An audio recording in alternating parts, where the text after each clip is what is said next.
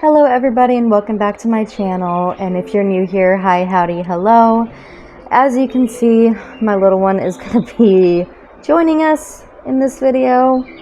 We're at that point where he kind of needs to be on me at all times, and if I have him next to me sleeping and he hears me talking, he will wake up. So I actually already tried to start recording a few minutes ago, and then he woke up, started crying. So this is just how we're gonna have to do it. But anyway, so today I'm gonna try a little something new.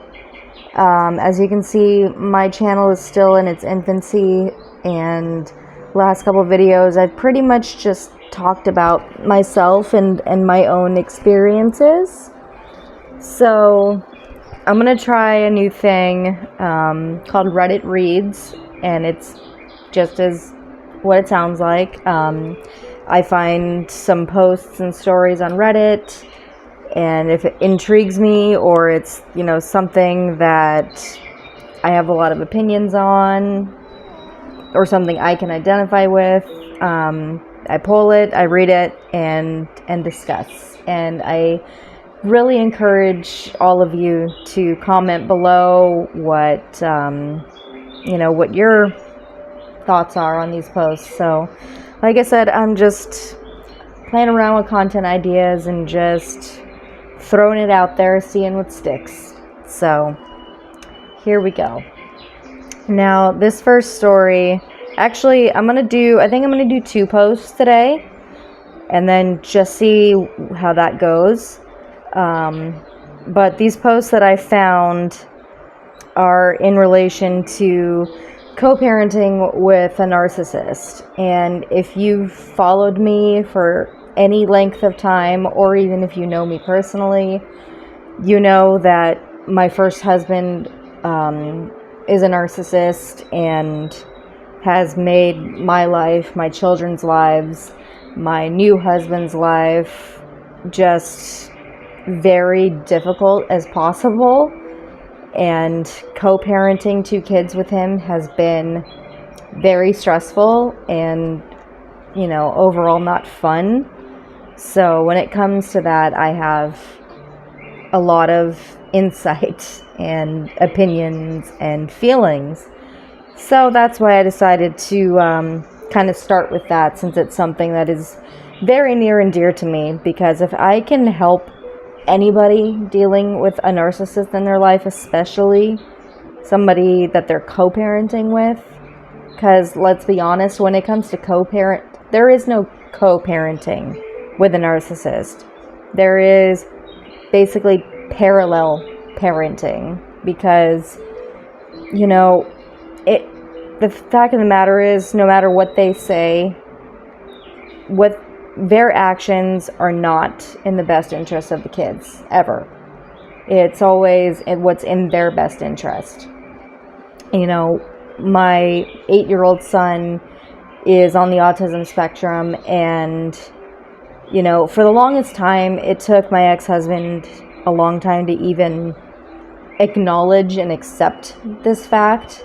And I think part of it is because my ex is neurodivergent, and what I suspect is non-diagnosed autistic, and he just mastered the art of masking throughout his whole life. Because after living with him for 10 years, it's very clear that he doesn't think like a lot of other people do. And because this went unnoticed basically his entire life, especially in his childhood, he wasn't able to learn properly or learn the proper way to interact with people, or just how to even really process his own thoughts or emotions. So yeah, and I think that's a big part of what led him to be a narcissist, is because of just the way he thinks. He thinks very differently than other people, and in his mind, if you don't agree with what he says or thinks or believes, then you're wrong. No matter what evidence or logic you present to him, to show that he's wrong, he'll never see it your way. If it disagrees with his narrative, it's wrong. But anyways, enough about me and my ex.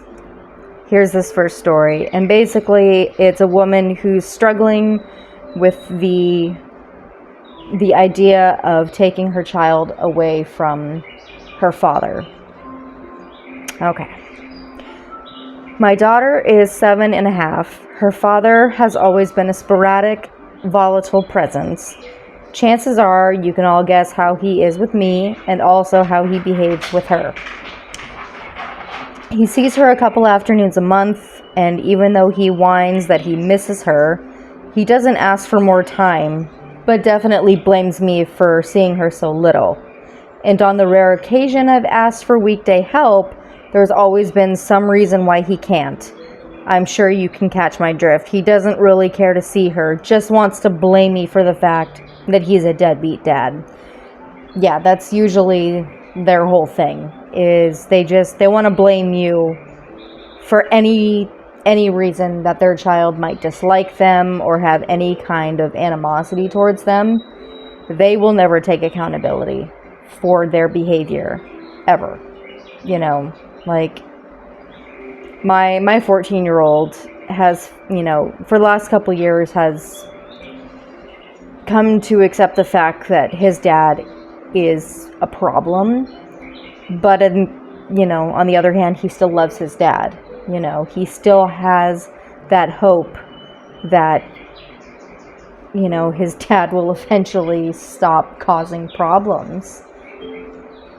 But overall, like, he understands why I feel the way I do, and he understands why our situation is the way it is. And but that, like I said, has been after years of animosity. And but in this woman's situation, her daughter's only 7.5, and he's already giving her many reasons to not be able to see him as a stable parent or a source of safety. And that's what children need, is to feel safe with both of their parents. Okay, so moving on. Suffice it to say, my daughter does not like her dad. When visits happen, it's excruciating getting her out the door, screaming at the top of her lungs, begging me not to make her go, and lately telling me she hates me for making her go. Yeah, that's rough, especially when you have a parenting plan with these people and you have to make them go. It's the worst. It's the absolute worst. Until now, I've made her go, mainly because I don't want him taking me to court and asking for more time. And also because, well, he is her father. Yeah. And I figured she should at least know him.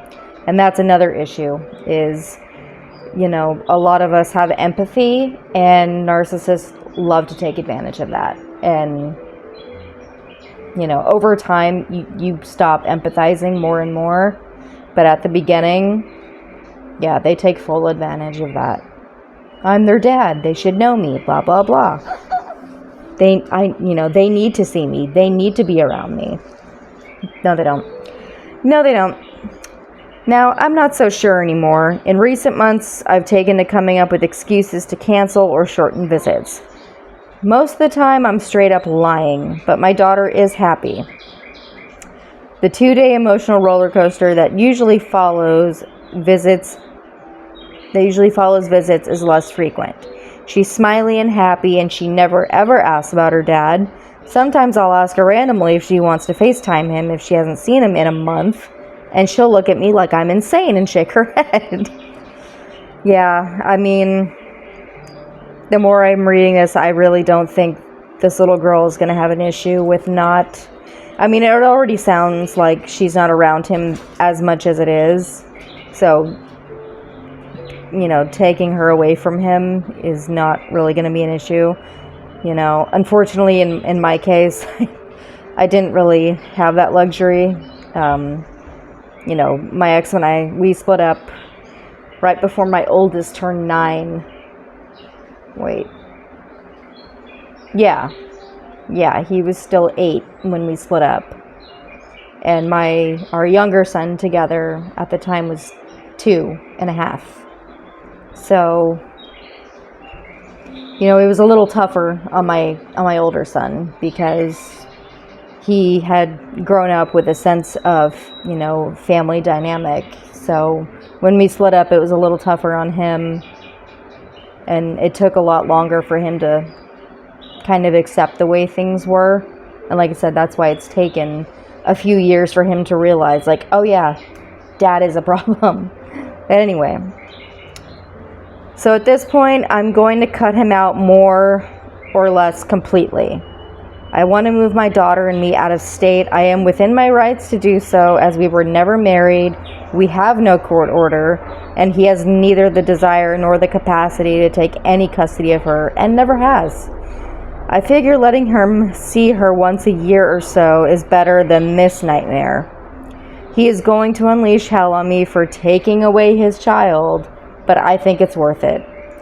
I'm not sure what I'm asking here. I guess I just want to hear that I'm not being extreme, that taking my daughter away from her horrible father is the right thing to do, but maybe it's not. I don't know. Okay, so I'm going to get into this. I'm going to attempt to put him down, so just give me a second here. Okay. My arm was starting to get really sore, so hopefully he'll stay asleep. Okay, so basically, for one, I just want to say I envy this woman for the fact that she doesn't have a court order, never married the guy.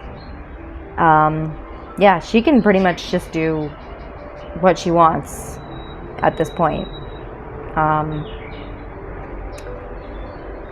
And yeah, it doesn't sound like even, yeah, well, here's the thing though, he might say right now he doesn't have the desire to take custody of her. That doesn't mean he won't try. Like, he might try to start some kind of BS custody case, but I mean, even if he does, just the fact that he barely sees her, his chances probably aren't good. And she says he doesn't have the capacity to take custody. So I'm just going to assume that means he doesn't have the legal means to hire a lawyer. And that's probably the best case scenario. If he can't afford a lawyer, like, he can try and start a custody battle all he wants, if he wants. But if he doesn't have a lawyer, chances are he's not going to win. Especially if your daughter's already been with you through the majority of the time and she hardly ever sees him, you know. And, you know, even if it does get into a deep thing, most custody battles require the help of a custody evaluator. And basically this person will view the child with you, the child with the other parent, and see the differences in behavior between the two. So, like I said, that it sounds like that's the least case scenario for you, considering. But yeah, it just seems like he's just trying to gaslight you into just giving him what he wants whenever he feels the need to be a dad. But yeah, if there's no legal ground for you to stay with this dude or stay near him, then yeah, by all means, take your daughter and go. Make a better life. If you have the opportunity to be free of the stress, and then take it. You know, if he's already seeing her not often, like, yeah, he can whine and complain all he wants, but eventually he'll get over it.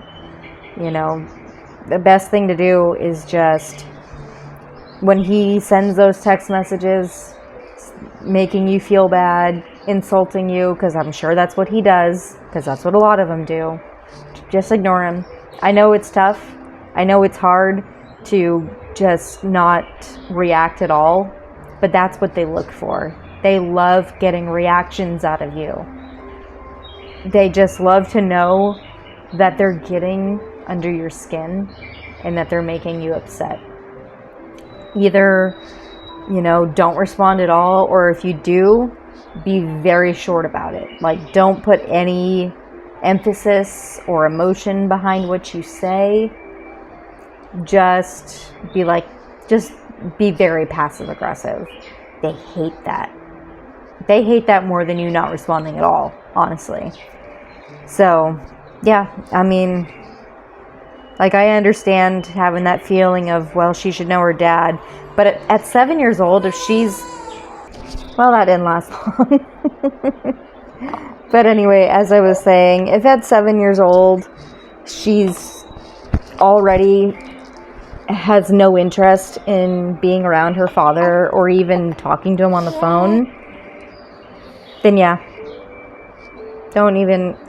It's obviously not going to have... It's going to have a worse effect on her to grow up with him around than not at all, honestly. You know, like that whole thing that they've been pushing for years and years, that, you know, children need to be with both parents at all times, or that's not always the case. Yeah, I mean, it's something that you hope to have. It's a goal you want to have. But at the end of the day, if that parent is toxic and is not a positive influence at all, and honestly doesn't even really care about that kid, then it's not good for the kid to be around them. Just like any toxic family member. It doesn't matter. If they're not any kind of positive influence, then yeah, we're not doing that. It's a waste of time. But so I know I said I was going to do 2 posts, but we're already running on 20 minutes here, so I think I'm going to go ahead and just wrap it up here and save the other story for next week. So yeah, that was... I like this. I like doing this. It's cool to you know, kind of take somebody else's experience and then relate it with mine, instead of just blanketly talking about me. It feels a little weird just talking about myself all the time. But yeah, I think I want to do this more and more. But anyways, comment below what your thoughts are on this post, if you agree with me or not, and why. I'm curious to know what everyone thinks. And, you know, please subscribe, help me out here, like this video. You know, I'm trying to grow this channel, get seen more, and build a good audience. So I will see you guys in the next video. Thanks for stopping by.